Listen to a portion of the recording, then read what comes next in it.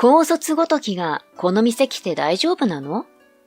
1 ヶ月分の給料全飛びでも足りないでしょ。ここは高級寿司店。初対面の男は、俺の学歴を知るや否や、大声で嘲笑うように言い放った。隣では、俺の元彼女が同じように嘲笑っている。大声で下品に嘲笑うそっちの方が、この店には似つかわしくないと思うが、その後も楽しそうに俺を罵り続ける元彼女とその婚約者。俺は、奴らの会話の内容から、ある事実に気がついた。そういうことか。どうやら俺にも、あいつらに一言言ってやることができそうだな。俺の名前は山口翔太。公務員の父、パート主婦の母、元気な弟、優しい妹の5人家族で何不自由なく生活していた。俺は、やればやるだけ結果が出る勉強が大好きで、高校も地元近くにあった進学校に入学。その学校でも上位の成績を取れていた。友人にも恵まれ、楽しく過ごしていたある日、隣のクラスのエリカから告白された。エリカは学年のマドンナで、俺なんて相手にされるわけないと思っていたのに、罰ゲームか何かかと疑ったが、そんなわけないじゃない。私が好きだと思ったから告白したんだけど。というエリカの言葉に俺は舞い上がり、付き合うことになった。その後の学校生活は、俺の人生の中でもかなり幸せだったと思う。気の合う友人たちとふざけ合いながらも切磋琢磨できる環境。可愛い彼女と過ごす時間。俺は、この幸せな日々がずっと続くと思っていた。しかし、その生活は一本の電話によって無残にも砕かれたのだ。それは、高校3年生になったばかりの頃、担任が、山口、お父さんが仕事中に倒れたそうだ。今すぐ帰りなさい。と、叫びながら教室に入ってきた。俺は、担任が何を言ってるのかがわからなかった。だって父さん、今朝まで元気だったし、今日は少し早く帰れそうだって笑顔で言ってたし。俺はパニックで呆然としていたが、その間に友人たちの手によって帰宅準備がされ、気がついたら担任に病院まで送ってもらっていた。病室に到着すると、母も弟も妹もすでに到着し泣いていた。父はもう危ない状況だから、たくさん声をかけてあげて、と医師から言われる。その後、俺は父に何か言った覚えはあるが、なんて言ったかは覚えていない。父は、俺たちが揃ったのを待っていたかのように、静かに息を引き取った。それから、あっという間にお通夜や葬儀が行われたが、全く現実味がない。俺はまだ、悪い夢を見ている気分だったが、時間が経つにつれて、少しずつ、これは現実なんだと実感するようになっていった。父の代わりに、俺が家族を守らなければ。俺はそろそろ進路を決めなければならない時期だ。俺は進学を希望していたが、国立を選んでもそれなりの学費がかかる。まだ下には弟や妹がいるのに、俺に金をかけている場合ではないだろう。俺は、進学せずに就職する。と、母に言った。何言ってるの？お金のことなら大丈夫よ。母さんのパート先が正社員として雇ってくれるって言ってるし。あなたは勉強できるんだから、大学に行きなさい。母は必死に進学を進めてくれたが、俺の決心が固いと知ると、しぶしぶ認めてくれた。担任の教師も、奨学金を使って進学するよう勧めてくれたが、俺の決意と家庭の事情を考慮し、良さそうな就職先を一緒に探してくれるようになった。俺は大学に進学しないことを友人やエリカにも報告する。友人の中には俺の選択を批判する奴もいたが、仲が良かった連中は俺の決心を応援してくれた。エリカはというと、なんで？翔太なら国立でも行けるだろうし、奨学金使えばいいじゃない。エリカは進学しないという選択が信じられないようだった。いや、でも、進学しようとするだけでも金がかかるし、うちにはまだ弟と妹もいるからね。俺、勉強が好きなだけで、将来何になりたいとかまでは何も考えてないし、そこまでして大学行かなくてもいいんだよ。俺はエリカに嘘をついた。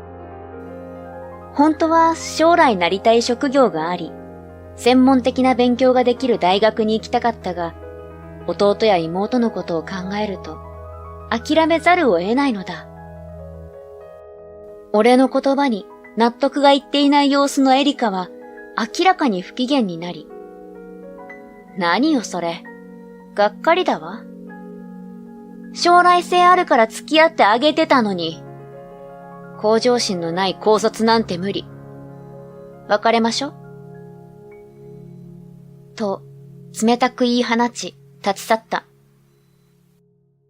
父を失い、最愛の彼女まで失うなんて。でも、エリカは俺ではなく、俺が将来獲得するであろう肩書き目的だということが分かった。ショックではあったが、友人の支えもあり、少しずつ立ち直ることができたのだった。その後、先生の尽力もあり、条件のいい会社の事務員として就職が決まる。俺は、協力してくれた友人や先生、そして家族のためにも懸命に仕事に取り組んだ。あっという間に2年が過ぎ、俺は成人式に参加することになった。成人式では懐かしい友人たちと会え、楽しい雰囲気で過ごすことができていたが、その雰囲気はエリカの登場によってぶち壊される。あら、翔太じゃない。落ちぶれた分際でよく来れたわね。ああ、エリカ、久しぶり。落ちぶれたって何のことだよ。俺はできるだけ穏やかにエリカに言葉を返した。だって、進学校でもトップクラスの成績だったのに、大学に行かないで誰にでもできる事務員なんてしてるんでしょ？落ちぶれた以外何者でもないじゃない。エリカは蔑むように言うと、今自分がいかに幸せな学生生活を送っているかを語り始めた。有名私立大学に進学し、読者モデルをしていること、ミスキャンパスに選ばれて活動が忙しいこと、今は特定の彼氏はいないが、ちやほやしてくれる男が多くおり、華やかな生活ができていることなど、聞いてもいないのに、ベラベラと話している。俺の知っているエリカは、気が強いところはあるものの、友達が多い、優しい子だった。しかし、今のエリカは、嫌味を言い、人を見下す態度を直そうともしていない。俺以外にもそんな態度をとっているのであろう。エリカの周りには誰も近寄っては来ず、周囲から明らかに浮いていた。やっぱり生きるステージが違う人間たちとは話も合わないし、居心地も悪いわね。まあ、底辺は底辺同士、仲良くしとけばいいんじゃない？エリカは周囲を嘲笑うかのように言うと、さっさと帰っていった。今のエリカには、俺が好きだった頃の面影は一切なくなっていた。俺の中でエリカとの思い出はとても幸せなものだったので、別れ方が最悪だったとしても彼女を恨む気持ちはない。しかし、今のエリカの姿を見ると、なんだか哀れさを感じて悲しくなってしまう。翔太くん、大丈夫？エリカちゃん、昔はあそこまでひどい感じじゃなかったのに、びっくりしちゃった。俺に話しかけてきたのは、高校の同級生のユイカだ。ユイカは3年間同じクラスで、俺が辛い時期に支えてくれた友人の一人でもある。あそこまでってことは、ちょっとはひどかったってこと？俺はユイカの言葉が気になり、質問した。エリカちゃん、高校の頃から将来は絶対セレブになるって豪語してたの。だから成績優秀で将来性がある翔太くんと付き合いたいって言ってたんだけど、明らかに罵倒したり、見下したりまではしてなかったんだけどね。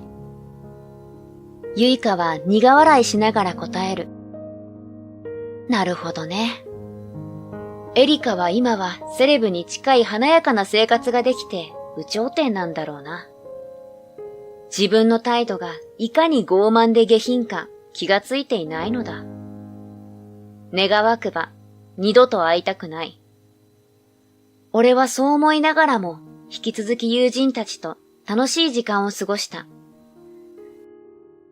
数日後、俺は会社で睡魔と戦いながら仕事をしていた。入社して2年。そろそろ何か専門性を身につけたいと思い、以前から興味があったプログラミングや IT スキルの勉強をし、少しずつ資格を取得。その資格を活かしてこっそり副業していた。最近では明らかに副業がキャパオーバーになっている。というのも、弟の大学入学が決まり、今まで以上にお金が必要になったからだ。弟は奨学金を使うつもりらしいが、それでもできるだけ用意してやりたい。その一心で、俺は仕事に、副業にと取り組んでいた。うちの会社は副業禁止ではなかったが、あまり良い顔はされない環境だったので、バレないようにしていた。しかし、この日はたまたま副業の納期が重なってしまい、徹夜した後の出社だったので、睡魔と戦う羽目になったのだ。山口、ちょっとこっち来て。俺がうとうとしていると、仕事ができて人望も厚い大木先輩に、誰もいない会議室に呼び出された。お前、夜遊びでもしてんの？仕事中も眠そうで身が入ってないしさ。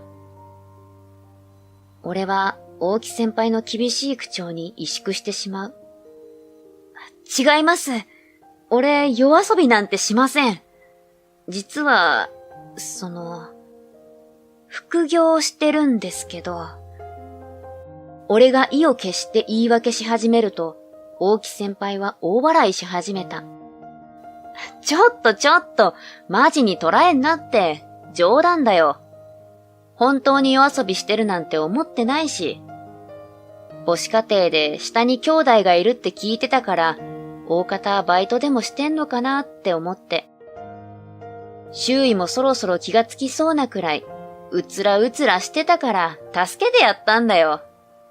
てか、副業って何してんの？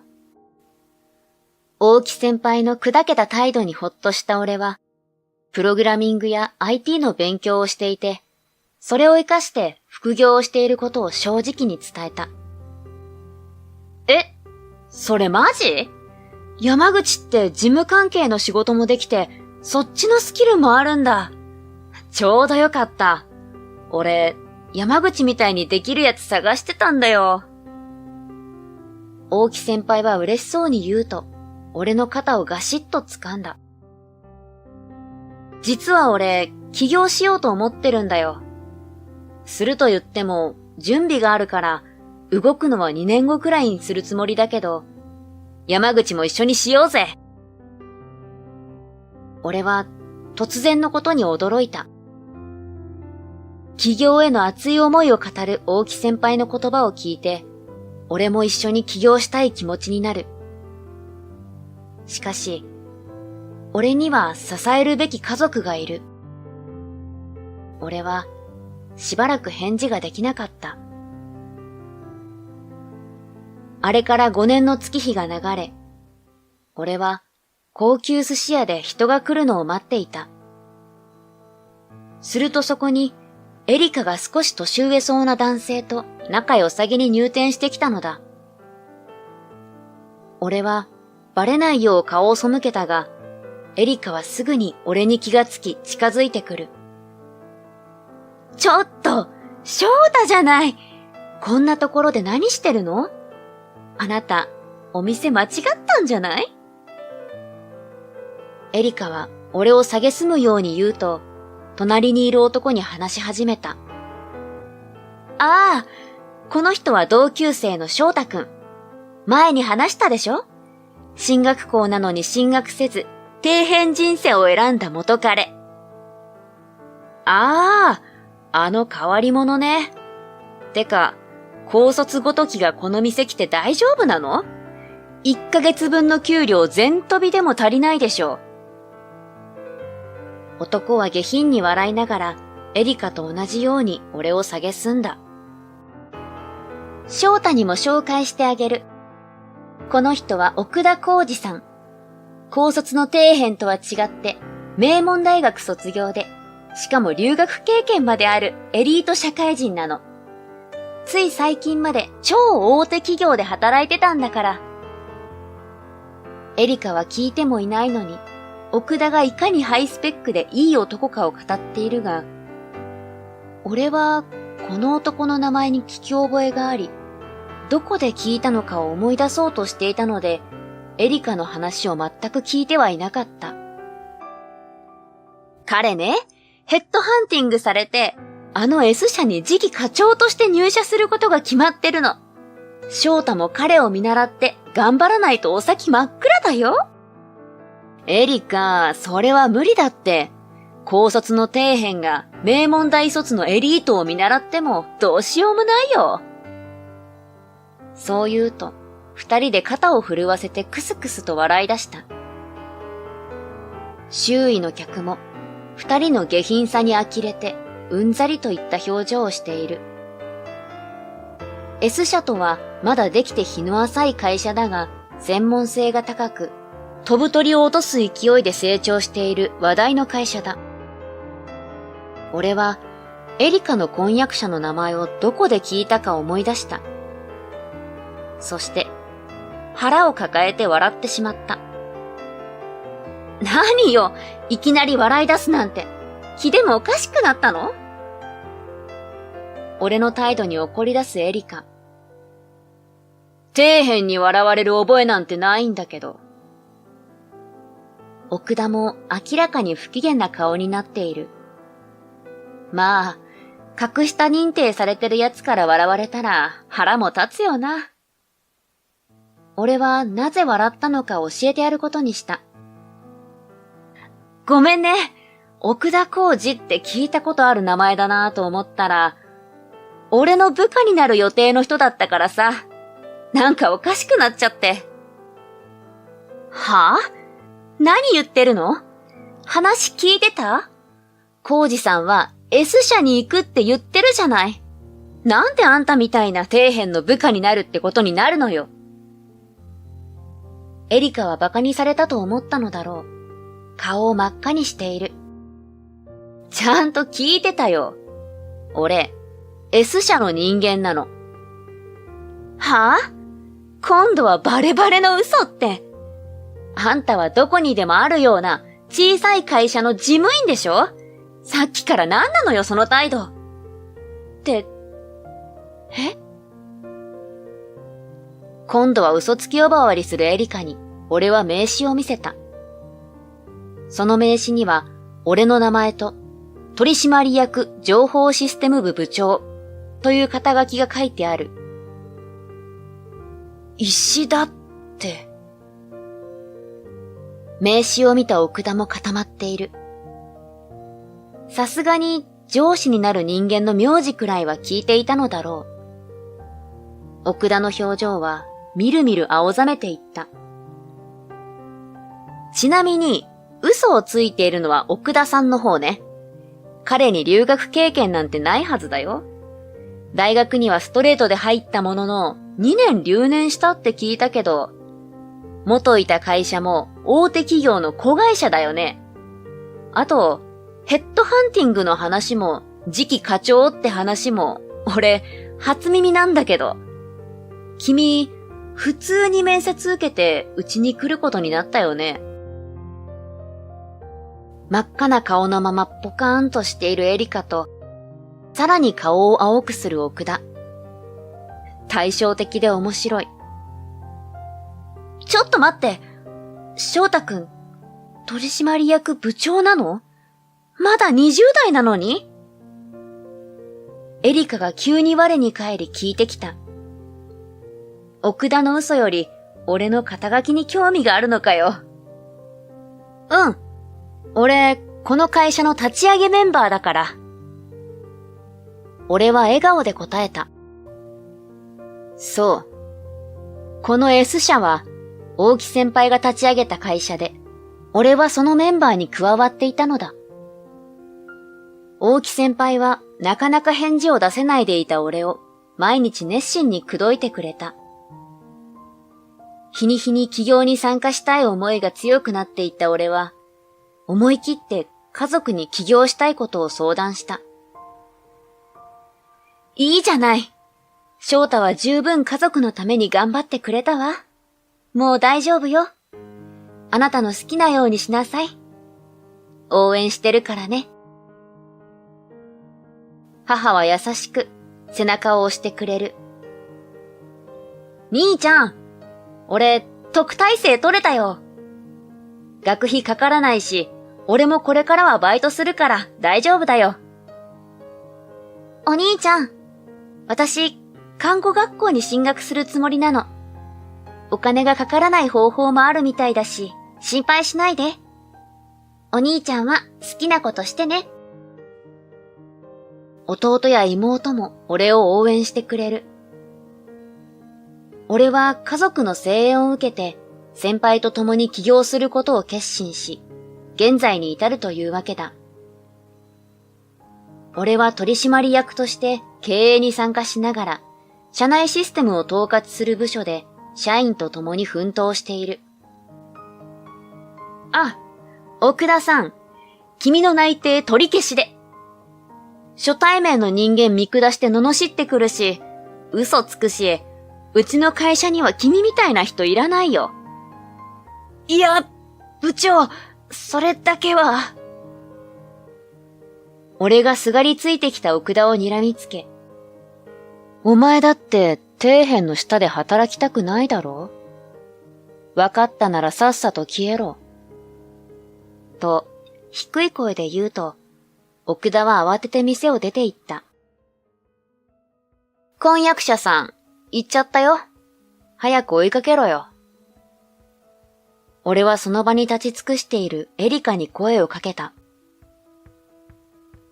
いいのよ、あんな嘘つき。婚約破棄するから。それよりも。エリカは隣の席に座ると体を寄せてくる。やっぱり、翔太はすごいね。学歴はなくても実力でのし上がっちゃうんだもん。ねえ、私たち、やり直さない？さっきまで散々俺をバカにしていたくせに。ここまで見事な手のひら返しは初めて見た。客も店員も呆れている。と、ここで微妙な空気を打ち破るように明るい声が聞こえた。翔太くん、ごめんね。お待たせ。って、エリカちゃん？振り向くと、そこにはユイカが立っていた。ごめん、ユイカ。なんでもないよ。大将、奥の座敷使わせてもらうね。俺はエリカを押しのけて、ユイカの手を引き、奥の座敷へ行った。エリカもついてこようとしたが、大将たちが店から追い出してくれていた。実は俺はユイカと付き合っており、今日プロポーズするつもりで、父の友人が経営する、この店に呼び出していたのだ。まあ、プロポーズ前の一波乱で、俺の気力はかなり持っていかれてしまったが、俺は、ユイカが来るまでの経緯を簡単に説明した後、その流れでプロポーズし、見事 OK をもらうことができた。その後、エリカからお礼復縁要請と、ユイカへ脅迫めいた連絡が来たが、警察に相談することを伝えてブロックした。それ以来、エリカからの接触はない。もちろん、あの奥田という男の内定も正式に取り消した。社長は俺の言うことを全面的に信じてくれて、やばいやつを入れずに済んだわ。ありがとな。とまで言われた。そして俺は今、ユイカと結婚し、幸せな日々を過ごしている。ユイカは、俺のことも、俺の家族のことも、とても大切にしてくれる、素晴らしい女性だ。父が亡くなってから、自分のことを後回しにしてきた俺だが、家族や周囲の助けもあって、なんとかここまで来れた。これからは、自分のことも少し考えながら、家族と共に生きていこうと思う。